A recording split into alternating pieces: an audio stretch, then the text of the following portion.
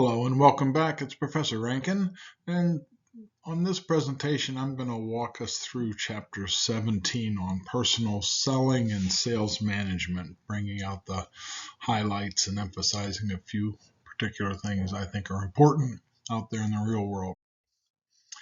So in a broad sense, salespeople can be either consumer or, say, business-to-business focused. But generally speaking, personal selling is the emphasis on promotion in the world of business-to-business marketing, while advertising and other promotion tends to dominate business-to-consumer marketing. I mean, there's some selling that happens across the counter at the jewelry store or at Best Buy, but the emphasis in business-to-business marketing involves complex relationship selling, and that's what we're going to be talking about in this presentation. Technologies, they continue to change. I think they're not changing quite as fast as they were 5 years ago. But of course, customers expect to find lots of information on the web. We read that in the McKinsey Consumer Decision Journey article. Social media has an impact in personal business selling. LinkedIn ends up being a place to even prospect for customers. Tools like Zoom and Skype enable teleconferencing, and then there's tools for customer relationship management, CRM, tools like Salesforce that help automate the process and allow a company to keep track of its customers from leads to current customers to even then, after they're a current customer, to make sure that the support team is working out well for them. At the end of the day, for business firms, a strong sales team is really crucial for success. Now, what we're going to be talking about here is what we might call consultative or relationship selling, and this is all about developing long-term satisfaction through the slide I'll say in a moment, win-win relationships or partnerships. You have to understand the customer's situation. You personalize your solution to fit those needs. You're upfront and authentic with customers when your solution is not as viable as another competitor's solution, or perhaps you highlight the strengths of your solution versus another competitive solution. But in relationship selling, it's all about authenticity and really being an integrated, authentic resource for that customer. The emphasis is going to be trying to garner long-term relationships and ongoing sales rather than just getting the sale today at any cost. An important part of this chapter and in personal selling and sales management is this idea of a sales cycle or a sales pipeline or even a sales funnel. Now in B2B, not like the Consumer Decision Journey article so much, in B2B, it does tend to look like a funnel still because people do not usually enter the process halfway down. It's a complicated thing. There's a team of buyers on the prospective customers end of things. There's a team of people behind the salesperson supporting them, and it's a multi-step process you're going to walk through, and it doesn't really, there's nobody that comes into the process later like we read about in the McKinsey Consumer Decision article. So there's a really simple Blackboard video on Blackboard. You might have watched it already. Ultra simple, but gets the basic idea. So if you haven't seen that yet, you want to check out that 5-minute video. Now, different companies have different numbers of steps in this process. However, this is a good starting point to talk about a generic process related to complex sales and personal selling and sales management. And we'll walk through each of these. So the first step is this idea of lead generation. You're trying to find firms that are likely or interested to buy your company's offerings. And leads can be generated in different ways. Leads are actually generated by the salesperson, in addition to what you'll see in a moment, Marcom, through cold calling, referrals from current customers, and quite a few business-to-business salespeople have an active LinkedIn page where they post interesting articles and try to engage people on the subject of maybe changing things within an industry to start a conversation with a possible prospect. In addition, the traditional approach would be to have marketing communications and the events team create leads through advertising, trade shows, social media, webinars, direct mail, many of the things you'll learn about if you take Business 315 Integrated Marketing Communications. And of course, this chapter is very much about Business 309 Sales Management. Qualifying leads. So you get a person who contacts you through the web, and hopefully the web form has them identify what company they're with and maybe their title. Well, you really want to understand whether or not that person is a qualified lead. Okay, and some of the things you look for is you look to see if they have a real specific need that they need to solve from where they want to go from where they are today to some future better place in their business. Okay, if that's not clear, then the lead's really not qualified. Excuse me, you have to understand whether or not they have a budget for it. Okay, if the solution to their problem is in the $100,000 or $200,000 range typically, and they only have a $20,000 budget, well, they're really not qualified to seek a real solution to that problem they have. It might be worth talking to them, but the quality of that lead is going to be lower. And of course, they have to be willing to be called on. At the end of the day, it's really important to qualified leads, because a salesperson's view is like they have 100% of their day. Maybe they have 40, 45, 50 hours a week. And they don't want to waste their time working with people who are really not qualified to buy. They might want to say, we'll send you some information. We'll follow up in 6 months once your need gets solidified. Because what happens if they spend time with unqualified leads, they don't have time to work on qualified leads. Not sure if I said that right, but the idea is you want to work with qualified prospects because you only have so many hours in the day, and you don't want to waste time with someone who's really not qualified. It's all about, in sales management, more so than marketing communications, it's very much about priorities and numbers. Okay, while marketing communications has more of a creative aspect to it.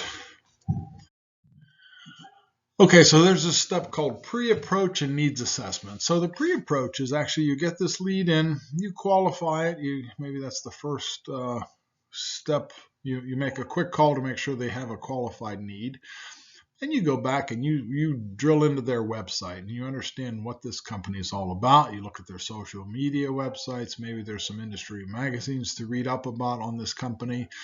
And you seek to understand the prospect's business, its competitors, try to anticipate the needs before you actually have a much deeper conversation where you're going to be trying to uncover, peel away the onion, say, what the specific needs are more deeply.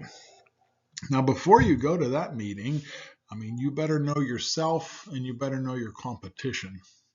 You need to know your own products, because that's one of the big complaints about salespeople is they don't actually even understand their own products. And of course, you want to understand the strengths and weaknesses of your competitors. But then when you go into the meeting, what you'll do is you'll ask these probing questions. These will be based on that pre-approach homework you did. So you understood that the company is in this industry or that. They're one of the top 2 or 3 biggest companies, or maybe they're a small and upcoming player in the industry. You'll have an idea on what kinds of services or products they might want to buy from you because of the kind of a company they are. But you're there to actually, ask these questions and engage a dialogue and become, first of all, understanding the customer's needs, and at the same time, in collaboration, always seeking to improve the customer's business during that dialogue. So after you go through this deep needs assessments phase, you'll go back and you'll develop you'll probably develop a sales proposal, which will be a formal written document that says we'd like to offer you product A and product C, along with training related to those products, along with a customer support service contract for 2 years, those sorts of things. And then you would send that to them, and then you'd have a meeting where you'd go over that sales proposal interactively. Now, sometimes that's not exactly the same process. Sometimes there's a less formal presentation, which is sort of a checkpoint on that needs assessment. You've done the deep needs assessment. You'd like to come back in and present what we think is going to be our final proposal, but we'd actually want to get your feedback on it first. Have that meeting, maybe with a fewer number of people, then come back and do the proposal, and then come back and do the formal presentation. So that order of those things kind of can vary. Now, another step in the personal selling sales management process is handling objections. And handling objections is not a bad thing. I mean, you can imagine on these complex selling situations where you're offering a contract for a couple $100,000 or maybe $1 million of a combination of products and services and support services and training. You've got 10 people on your team that's involved in the sale, and the customer has 15 people involved on their side. It's not something where they're going to say, I'll buy it right away at full price. Okay. But, objections are a good thing. That means they're actually interested in the product, and it's certainly a legitimate part of the purchase decision-making process. Different companies will have different training on how to handle objections. Here's some generic ideas. First of all, you want to respect their concern, perhaps saying something like others have expressed a similar concern. That sort of puts it on a level playing field. You don't want to disrespect their concern, of course. An important step is also to clarify, because as humans, sometimes we don't hear things right, and sometimes people, when they're speaking to us, they don't maybe make it quite crystal clear what they're saying. So it's important to echo back what you think they said, because you don't want to try to answer the wrong question is the idea. Okay. Now, once you finally know that you understand what their question is, well, if you know the answer, you can share it respectfully. But it turns out in some selling situations, sometimes you don't know the answers to every question. You might have to phone the home office. You might have to even connect 2 of your engineers back at headquarters with 2 of their engineers, something like that. And to maintain a relationship with this prospect, you absolutely have to recognize that if it's a true weakness, that you don't cover it up and you don't lie about it. You say, we might be a little bit behind competitor A in that area, but we've got strengths in these other 3 or 4 areas. Be authentic. You'll never get a chance to come back if you are not authentic at that stage. The 6th step in the typical personal selling sales management process is to close the sale. Now, you've worked through all the objections at this point. You've come up with hopefully reasonable solutions to those objections. And at this point, it is often a very natural close. A lot of times you're down to 1 or 2 other competitors. Maybe there's 2 of you. And sometimes it just comes down to this small final negotiation that you really don't want to give away too much, because you've worked through all their objections and your solution's a quality solution, and you know how you might fit versus the competition. So you want to do this in a collaborative sense, hopefully finding a good win-win scenario on the final step of closing the sale. Actually, the last step is 7, which is following up after the sales order is placed. It's a step where the salesperson phones back the customer. They've placed the order. They check to make sure everything's been delivered on time, how the trainings are going, if there's training involved, make sure that things have been installed correctly, all of these different things that have to happen, because these are complicated solutions you'll be delivering in this sort of a scenario. And while it's considered the last step, following up, in reality, it's like the first step in the next opportunity you'll have with that customer to expand the business. Now, up until now, we've been talking about the individual personal selling process, and we're going to shift gears into the idea of managing that process with multiple people involved. And certainly a successful or effective sales management process comes from a team that's oriented towards customer success, that works efficiently, that has a certain set of high quality products and services to sell. That's incumbent. But what can usually make the difference is the actual person selling them. And then for sales management, it comes down to the sales manager's role in, say, developing his or her team of salespeople. Okay, so in some ways, recruiting and training is maybe the first step because you're trying to hire people.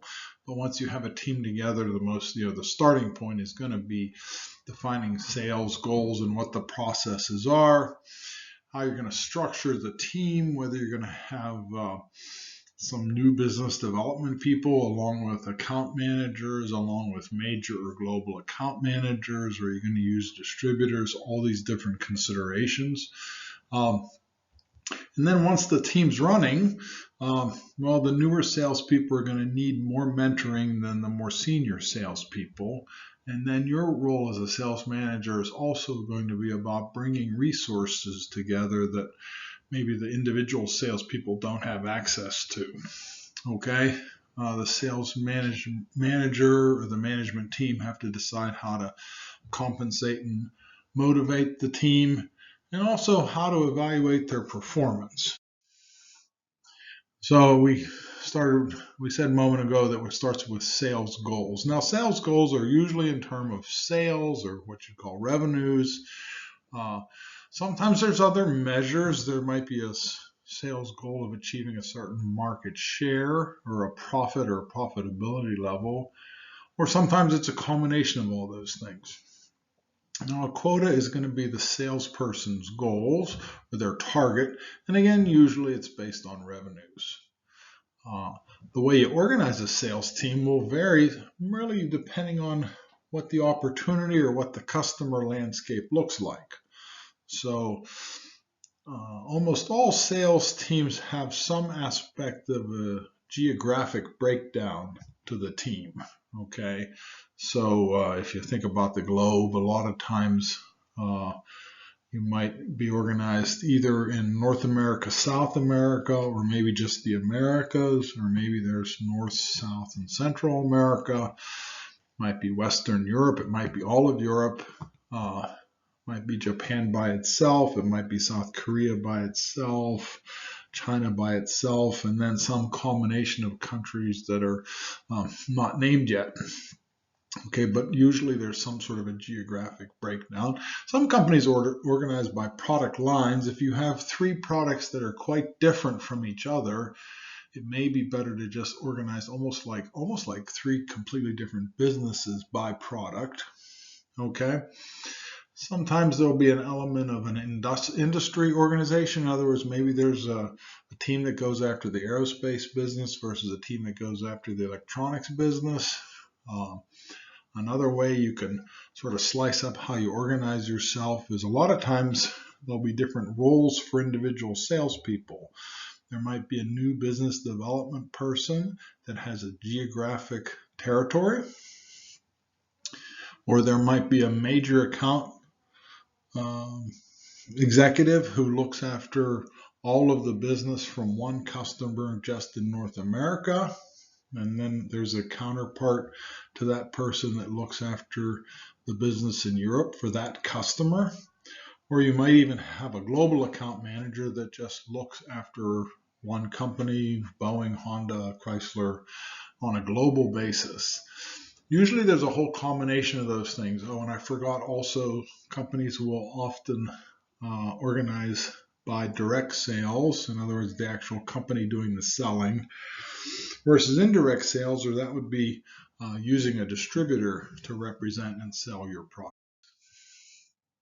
Compensation is an important factor. It has to do with motivation as well, but there's a whole complicated thing behind what motivates people.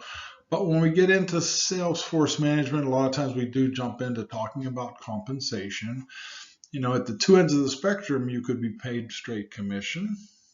In other words, if you don't sell, you don't get paid. Or you could get paid straight salary, which is pretty rare. Sometimes you would pay that. Well, for one example, is a pharmaceutical sales rep probably gets a straight salary, but they do have objectives on the number of calls they make, etc. Sometimes when you're starting a new territory, you'll get a straight salary for a little while. But usually it's a combination. Usually it's a combination of a base salary plus some sort of a commission. And the level and also what you might call the leverage can vary, okay?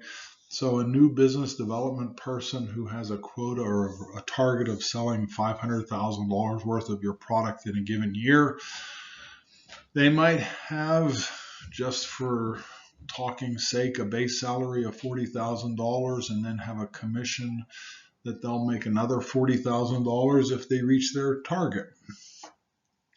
Now, a senior major account or global manager who's chasing $2 million worth of business every year, they might have a much bigger base salary compared to their quota. In other words, their base salary might be $90,000 or $120,000, and their commission might be such that if they hit their number, their total payment might be $200,000. Okay, but as a percentage of the base versus the commission is going to be more base compared to the commission for a senior account manager. Now, some companies actually will allow sort of the ratio of base versus commission for a given role to actually vary a little bit. And that will allow you to hire two different people for the new business development role. One person that is more open to risk but wants a little bit more on the upside, versus a person who wants a little bit less risk but is okay with a little bit lower total compensation. Not all companies do that, but some have that flexibility. The overall level to attract qualified people has to be competitive with industry, but it could vary somewhat depending on the opportunity. For example, if you have an opportunity to join a big company, the big company probably has tremendous sets of sales training. They probably have solid products and they have a strong marketing lead generation team, versus a company that's a startup company that actually might offer to pay you less, but with stock options and things like that, it could be risky, but it could also have maybe more long-term benefits. So, there's the level of compensation can vary somewhat even within a given industry depending on what the company's situation is. Now, sales management involves managing and measuring, of course, the sales force. And the aim there is to improve individual performance and, of course, overall group performance, because you as a sales manager are actually going to have a combined quota or target that is the sum of your team. So different measures for evaluating an individual person. We mentioned it earlier. It might be that they have a sales target or a sales quota. And another way to measure that over the course of a year would be how are they doing versus target. In other words, if their target is $500,000 and they sold $550,000, well, they were 110% of their target. They did pretty well. But if they only sold $440,000, well, that's less than 100%. And then you say, well, what happened there? Did we have the quota set wrong, or are there some things in what this person did that can indicate why the performance wasn't at target? There's measures that involve sort of inputs, okay? So if one salesperson hits quota, another person doesn't, you might actually look at how many calls did they make. You might think of this as like baseball or the number of at-bats they got. If they're not making enough calls versus everybody else and they're behind quota, well, might be the first thing to do would be to get them to make more calls. Okay. Or let's say they're making enough calls, but they're still behind quota.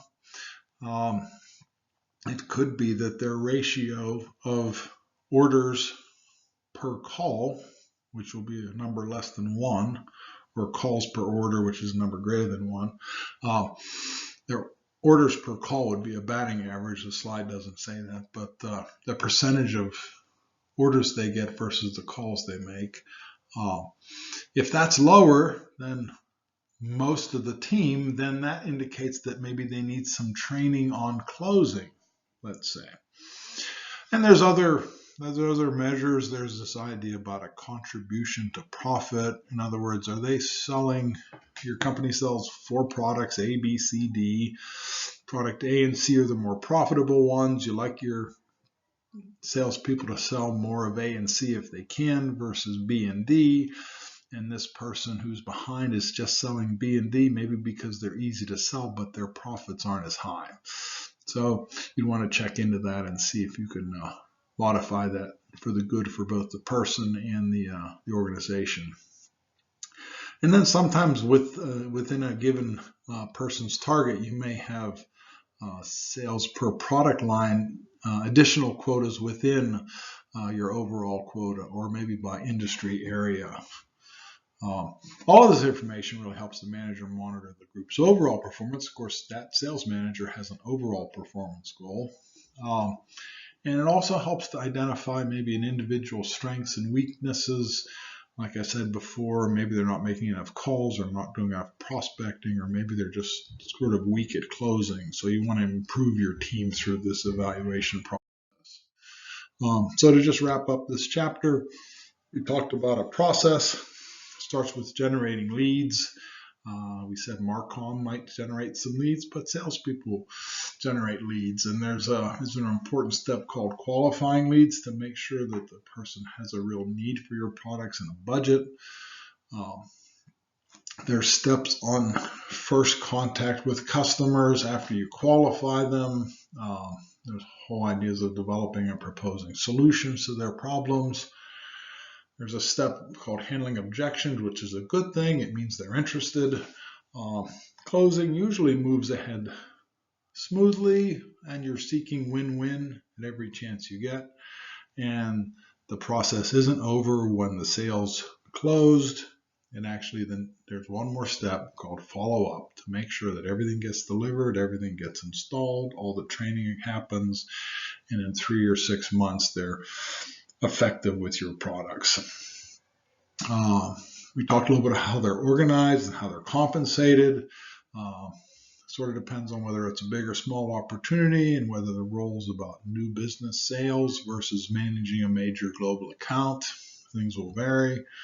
And at the end of the day, this chapter is really the most crucial, say, promotion P for marketing for those companies that are involved in B2B business, the Intels of the world and things like that. So hope you found it interesting. Thanks for listening, and we'll catch up with you online soon.